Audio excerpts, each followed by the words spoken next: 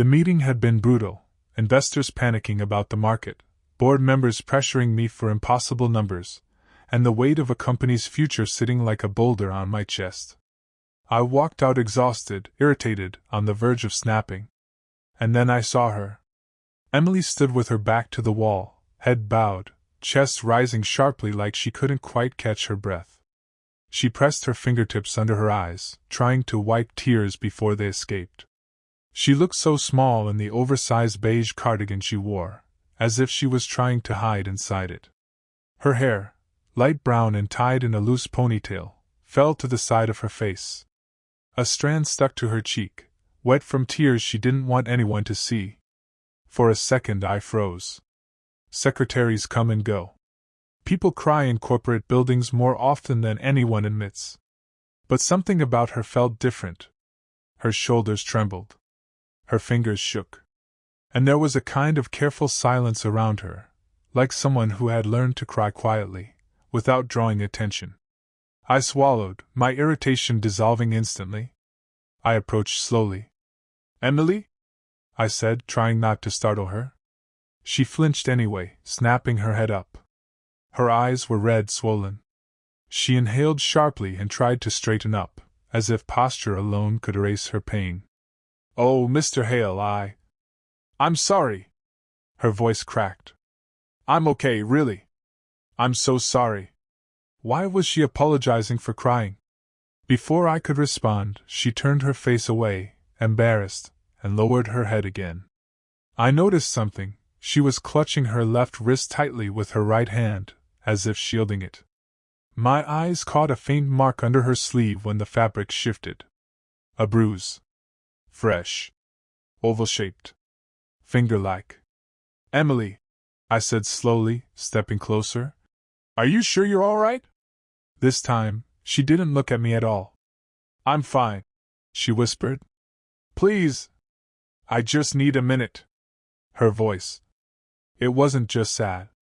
It was frightened. I wanted to press further, to ask what happened, who hurt her. But something in her expression told me she wasn't ready to answer. The elevator dinged. She rushed inside without another word. The doors slid shut. And for a few seconds I stared at my reflection in the metal panel, wondering why her tears affected me more than they should have. I barely knew her. She'd been working here only 2 weeks. But that bruise, that trembling, that apology for simply being human, it stuck under my skin, like a splinter I couldn't pull out. Nathan told me about the scene in the lobby, about Emily's husband grabbing her, about how she begged security not to intervene because it would only make things worse. That sentence haunted me. When I got home that night, I kept picturing her. Shaking hands, swollen eyes, bruise on her wrist. Something in me snapped. I didn't know her well. But I knew one thing. She didn't deserve this. She arrived at work before dawn. Eyes red. Hands cold. A bruise now darker beneath her sleeve. She insisted she was fine. She wasn't. When I told her she was safe here, something in her broke. Not visibly, but in the tiny way her breath caught. Like no one had ever told her she deserved safety. It was then I knew I was already too deep. 3 days later he showed up again. Jason Carter. Her husband. Tall, broad, mean-looking eyes. A man born angry. He stormed into my lobby shouting her name. Security tried to stop him, but Emily ran down the stairs before they touched him. "Jason, please, not here," she whispered. He grabbed her arm. Not gently. I came down the stairs without thinking. "Let her go," I said. He turned to me like he wanted to fight. "And who the hell are you?" I didn't raise my voice. "I'm her boss." He smirked. "Yeah? Then tell your employee to stop ignoring her husband." Emily tugged her arm free, hiding the wince.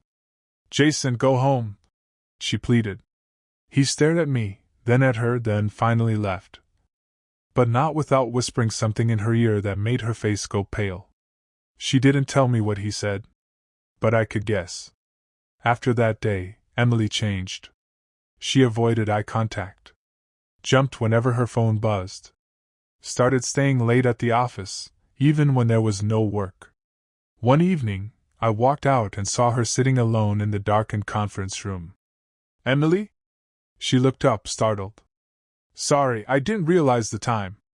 I just didn't want to go home yet." That broke me a little. I sat beside her. She didn't cry. But the silence around her did. It was innocent. Or at least I told myself it was. We had to finish a proposal. It got late.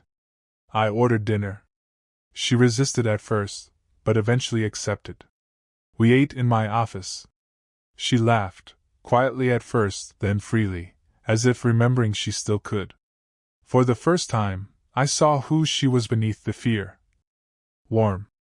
Smart. Funny. Bright. When she smiled, God, I was done.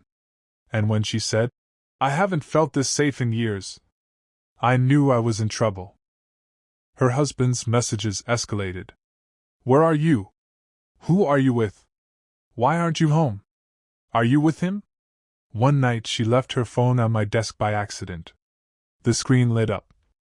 "Jason, pick up the phone or I'm coming there." She froze when she saw me looking at it. "Emily," I said softly, "you don't have to live like this."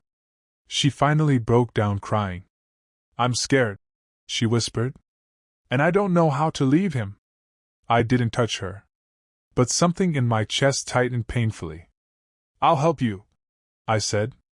"I promise." Her late nights with me didn't go unnoticed. People whispered. Assumed. Speculated. I tried to ignore it. She tried too. But rumors travel faster than truth. My wife, Laura, confronted me one night. "Who is she?" I didn't lie. "She's my secretary." "And why are you coming home after midnight every day?" I didn't have a good answer. Because the truth was dangerous. Because the truth hurt. Because the truth was Emily. It wasn't planned.